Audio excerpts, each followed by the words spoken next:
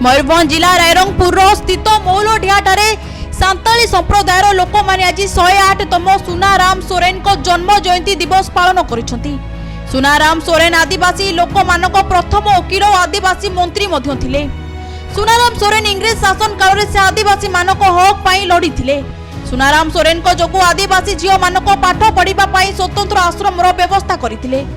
आदिवासी संप्रदाय लोकंक पाई तांकर अवदान अतुलनीय बोली आदिवासी लोक माने विश्वास करंती। आज सुनाराम सोरेन 108तम जन्म शतवार्षिक पालन करुछु। मो सुनाराम सोरेन इतुन आशार जने मेंबर आमे आज तांको जन्म दिवस पालन करुछु। आज 108तम जन्म वार्षिक। सुनाराम सोरेन फेब्रुआरी 4 1918 मसीह जन्म ग्रहण करथिले। सेतिपई फेब्रुआरी 4 तारिख को आदिवासी संप्रदायर लोक माने बेस धूमधाम रे तांको जन्म दिवस पालन करितांती।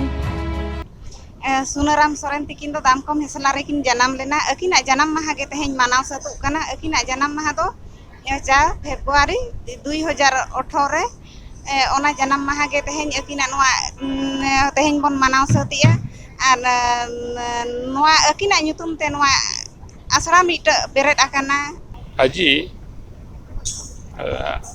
से स्कूल थी आमर सुनाराम सोरेन आमर पूर्वतन मंत्री थिले आदिवासी मंत्री एवं